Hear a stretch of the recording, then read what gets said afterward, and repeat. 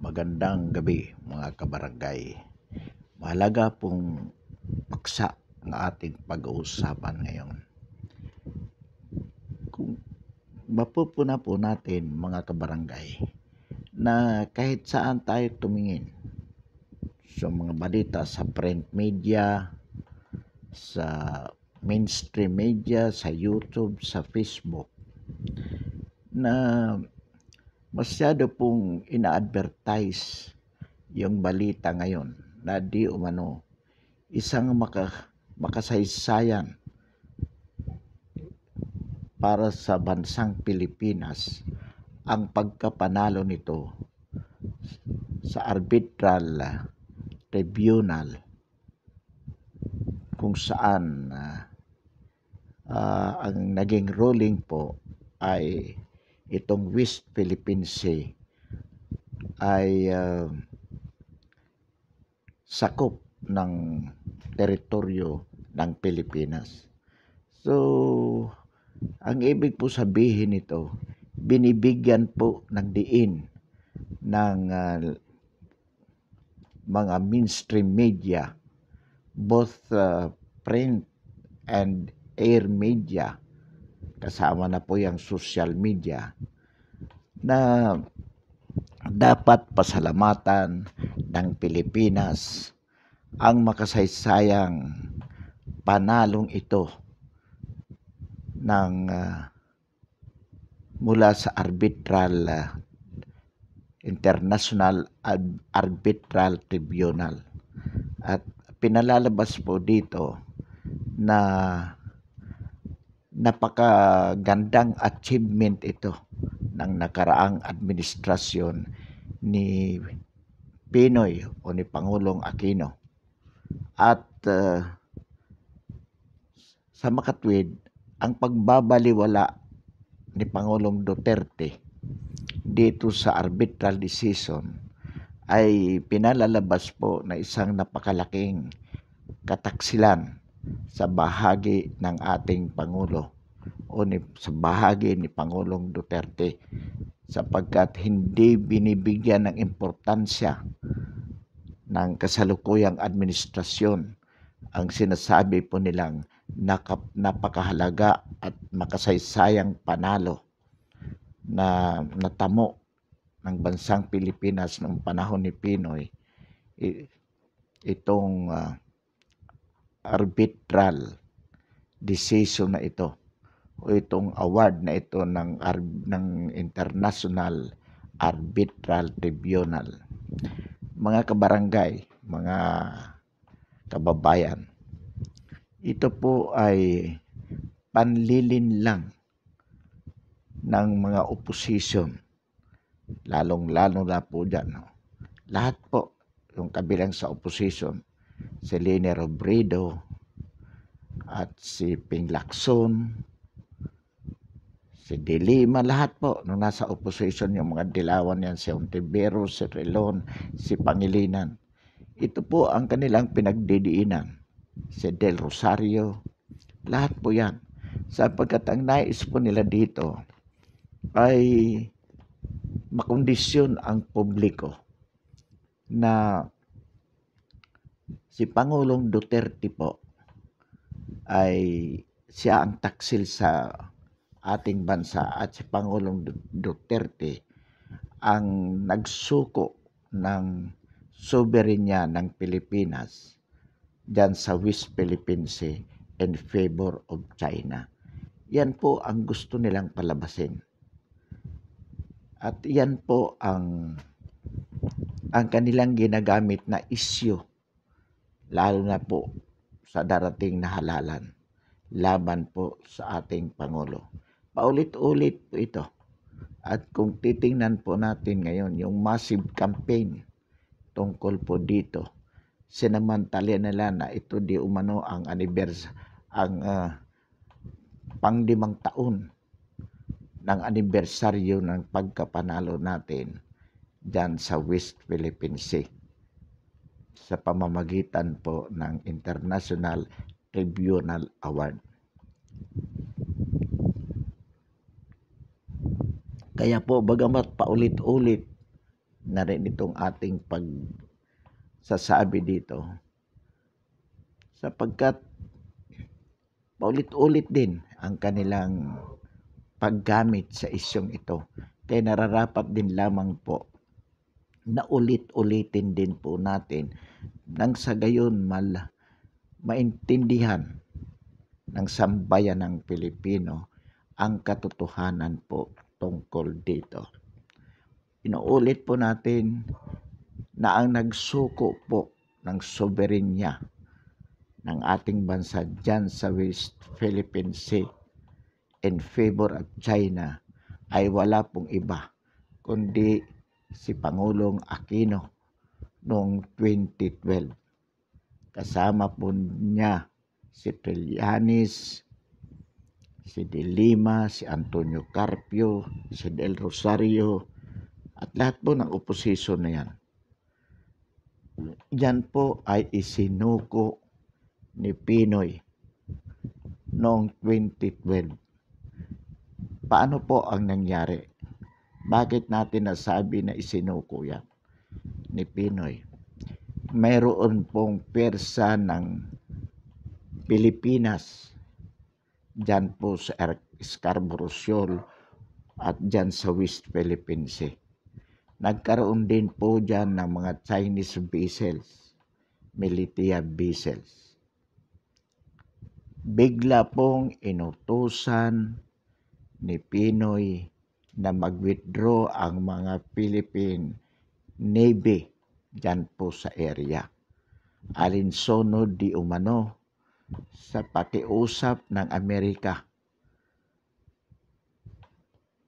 na mayroong kasunduan ang Amerika at ang China na sabay na mag-withdraw, aalis ang pwersa ng Pilipinas at ng China dyan sa Scarborough Shoal. Kaya po inutusan ni Pinoy na umalis ang ating pwersa, ang Philippine Forces dyan po sa area. Ang ibinigay po na dahilan ni Pinoy sa publiko ayon sa ating narinig na mga report tungkol dyan, dahil po sa masamang panahon, bad weather. Umalis po. Ngunit ang Chinese forces hindi po umalis. At hindi po nagprotesta ang Pilipinas. Kung bakit, hindi man lang po tinanong kung bakit hindi sila umalis. Pangalawa po, hindi na nga umalis ang Chinese forces dyan sa West Philippine Sea. Nagtayo pa po ng mga artificial islands dyan sa Scarborough Shoal ang mga Chinese. At hindi rin po na pinigilan yan ng administrasyong Pinoy, ng administrasyong Aquino. Hindi po nila pinigilan. Iyon din po yung mga panahon 2012 na 19 na bisis si Trillanes na pabalik-balik sa China as backdoor negotiator ni Pinoy. Kung ano po ang napag-usapan doon at pinag-uusapan, hindi po yan isinapubliko. Katunayan, tinanong po ni Senator Enrile in his capacity as President of the Senate, si Trillanes na noon ay senador. Tinanong siya kung ano ang dahilan at pabalik-balik siya sa China. Ang sagot ni Trillanes, kay Pinoy lamang siya magre-report. Confidential ang kanilang usapan sa China.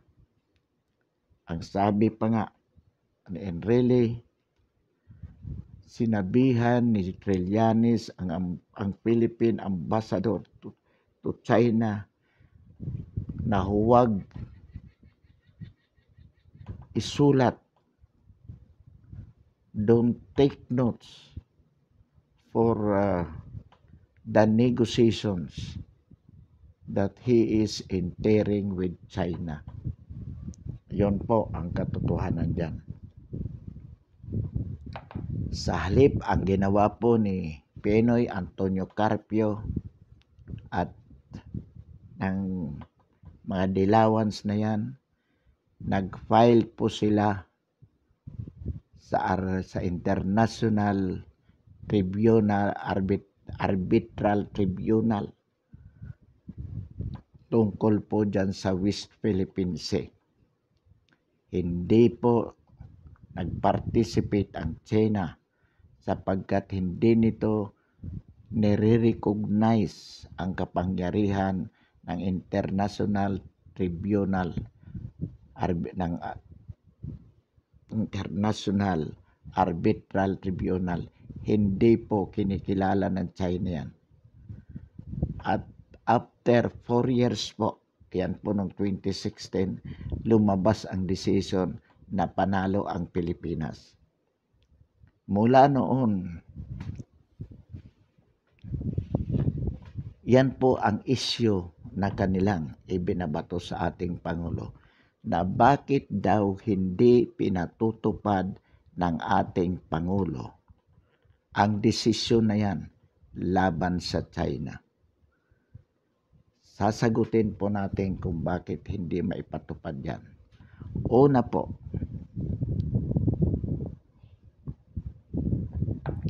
hindi kinikilala ng China ang panalo na yan.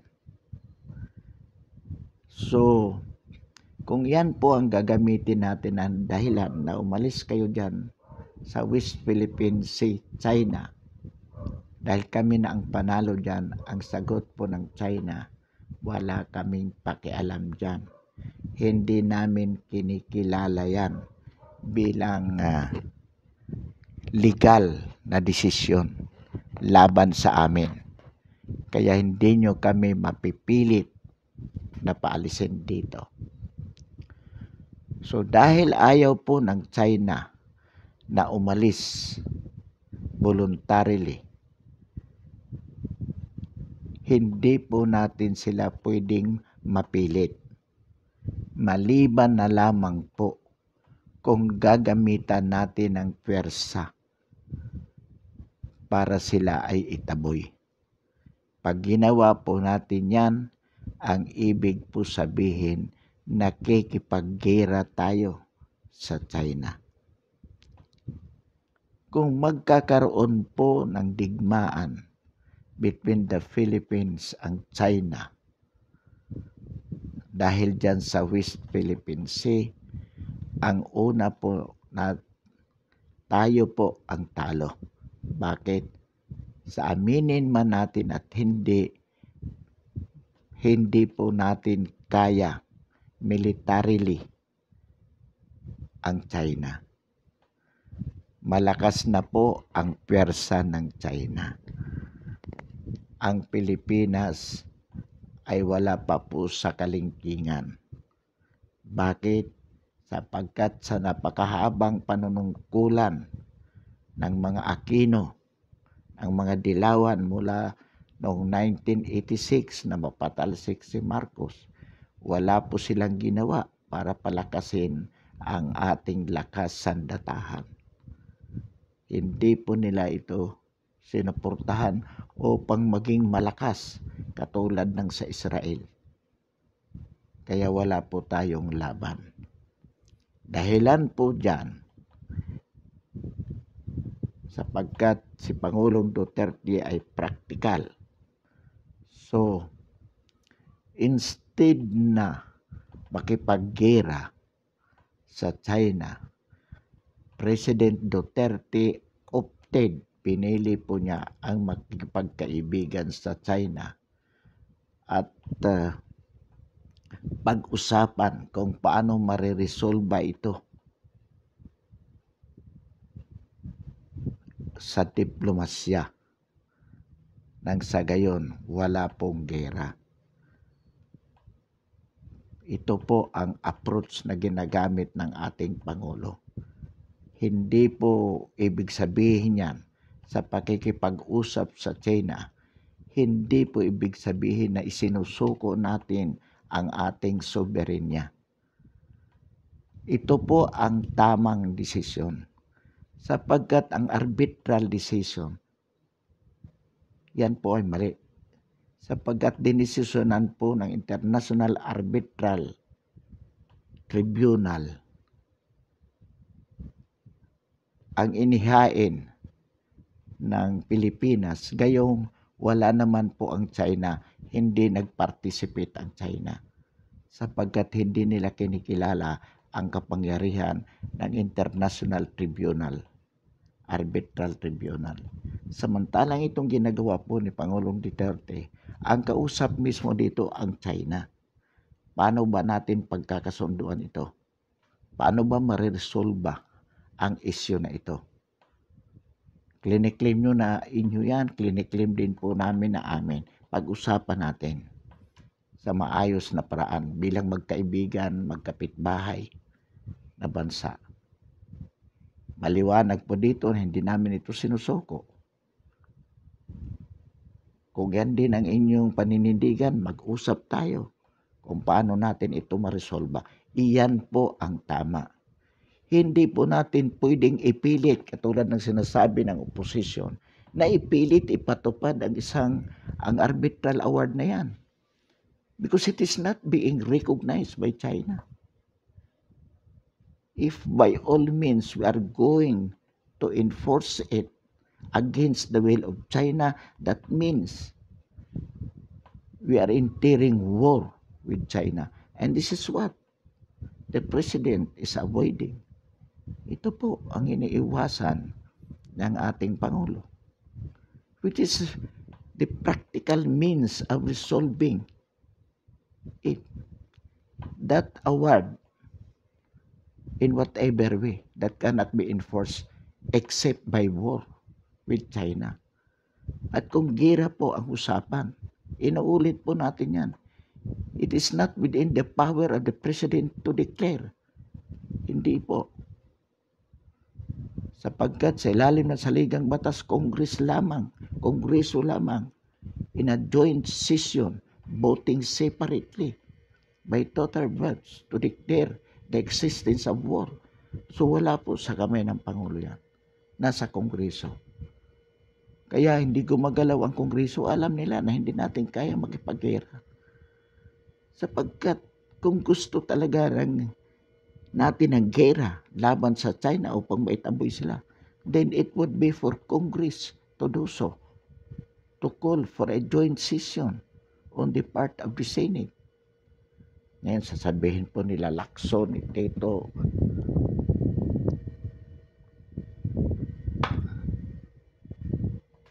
na kailangan iyan talagang ipatupad yung arbitral decision na yan. Paano po? Ayaw kilalanin ng China. Ngayon, ang sinasabi nila, pumunta tayo sa international community para ang international community ang magpatupad. Yan po ang sinasabi ni Carpio. Galing na nga po sa kanila. At ang international community, the United Nations, hindi po yan papasok sa digmaan para lang ipatupad yung arbitral award na yan. Hindi po. Sa ngayon po, kung magkakagera, magsimula ang putukan dyan, that will be the beginning of World War III, ikatlong digmaang pandaigdig. Na kapag nangyari po yan, malulusaw ang mundo. Kaya iniiwasan po yan ng mga matinong leader ng mga bansa, lalo na po ang United Nations. Tingnan po natin, nagkagera ang Israel at ang Palestine. Ipinilit ni Biden na matigil ang digmaang yan sapagkat maraming namamatay. Tapos ngayon, papasukin pa ng United Nations ang panibagong digmaan dahil lamang dyan sa West Philippine Sea. Kaya nga nagpadala ng maraming pwersa ang Allied Forces dyan upang pigilin ng China. Mapigilan ng China na huwag salakayin ang Taiwan, ang Japan, at kahit itong Pilipinas.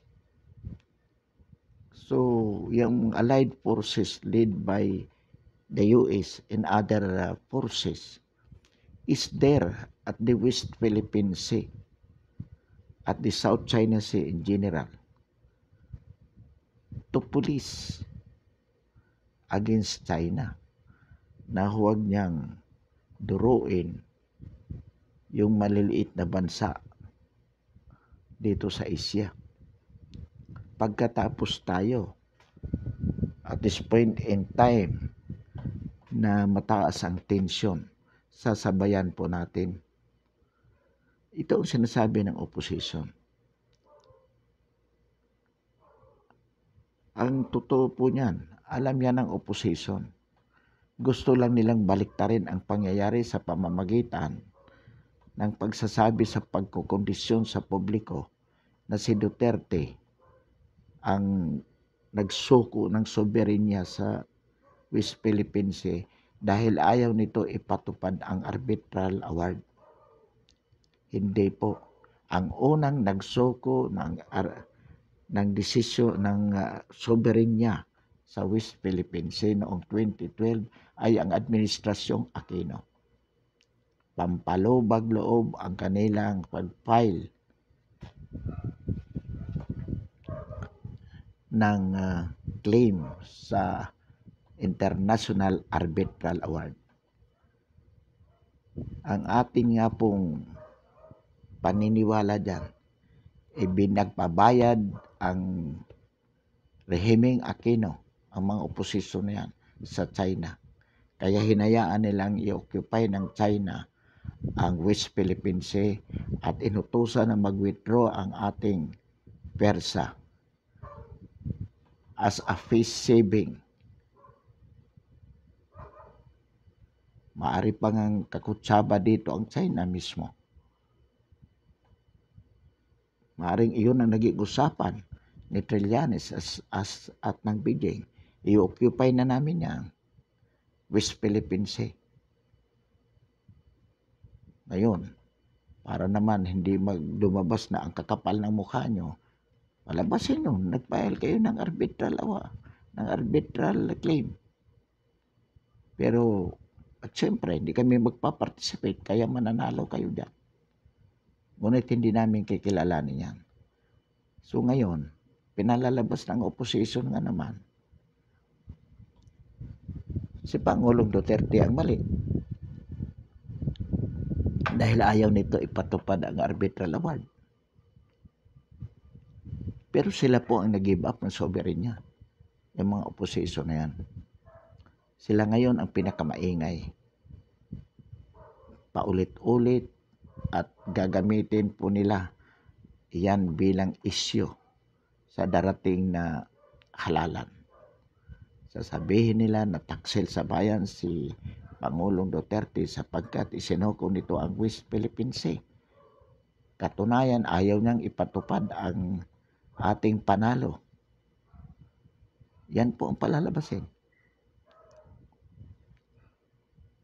Pero mga kabarangay, inuulit po natin, ang nagsuko po ng soberenya sa West Philippine Sea ay si Pangulong Aquino at ang kanyang makasama na mga oppositionista ngayon at sumisigaw ngayon na ipatupad itong arbitral award. Isinuko po nila noong 2012 yung paghahain ng kaso sa International Tribunal Court. Yan po,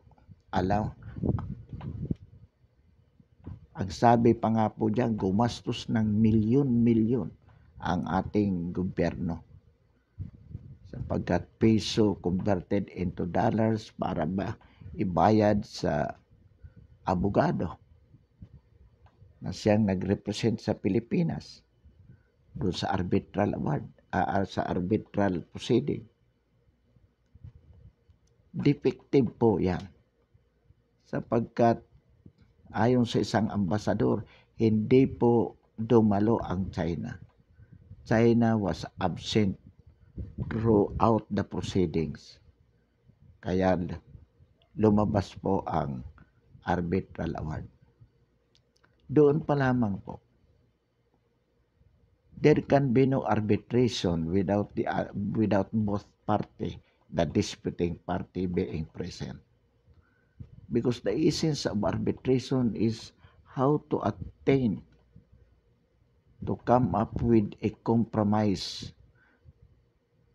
acceptable to both parties.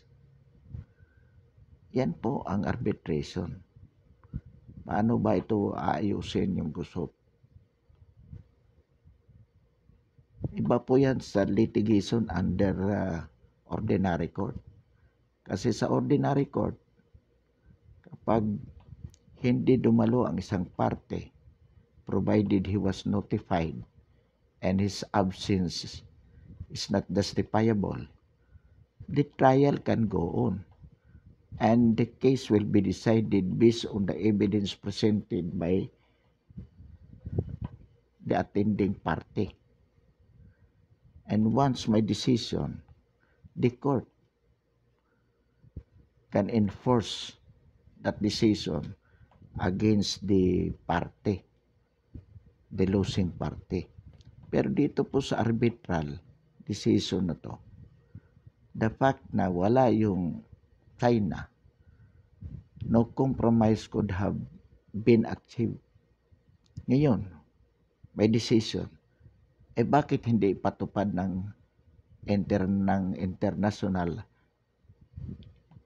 tribunal, arbitral tribunal? Ba't di na ipatupad yan? Bakit kailangan tayo ang magpatupad? Ayaw nga kilalanin ng China. Dapat po yan sila magpatupad. Ngayon ay sinasabi ng opposition, dapat pumunta tayo doon para hilingin natin. Paano natin hilingin yan? Ayaw nga kilalanin ng China. At ang approach ng ating Pangulo dito is non-adversarial. In the sense that we are friendly with China. At pag-usapan ito at our level na hindi na kailangan pang dumaan sa pakikialam ng international community. Tayo magkapitbahay, tayo ang primary concern. Anyway, kung may sinasabi kung may award na ayaw namang kilalanin ng losing party at wala naman tayong military capability para ipatupad yan. So that is mere scrap of paper. Yan po ang sinasabi ng ating Pangulo. Walang pangil yan. Walang bisa yan. That is a mere scrap of paper. At tapos sina-advertise ng stream media sapagkat kalaban nila si Pangulong Duterte. Inuulit nila yung kanilang ginagawa noon. Conditioning the public minds na dito kasalanan ito ni Duterte, na si Duterte ay taksel sa bayan sapagkat mayroong panalo na ayaw naman ipatupad. Inuulit po natin, hindi yung panalo na yan. That is an empty victory. Scrap of paper po yan. Panlilin lang sa masang Pilipino ang pagsasabi nila na yan ay malaking advantage sa atin. Iyan ay malaking pabor sa atin na dapat na tayo maging masaya dyan. Wala pong naipanalo ang Pilipinas dyan. Hungkag na panalo yan. Sapagkat hindi mo naman pwedeng ipatupad. Ang tunay na panalo na ipatutupad. Yan po ang katotohanan. Huwag po tayong palilinlang mga kababayan, kabarangay sa mga sinungaling.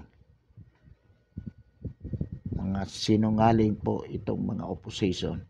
Lalo na po si Robredo, sila Lacson, ay gusto lang po nito mabawi ang kapangyarihan mula sa kasalukuyang gobyerno upang muli silang magpasasa sa napakahabang panahon ng kanilang panunungkulan mula po noong 1986.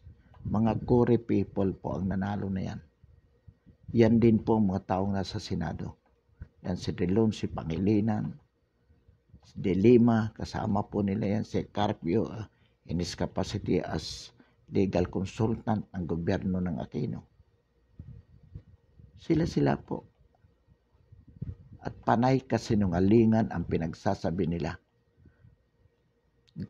Gusto lang po nilang mapatalsik si Pangulong Duterte upang makabalik ang mga dilawans at mapalakas nila, mapalakas ang pundasyon na muli ng mga oligarkiya na siyang binubuwag ng pamahalang Duterte.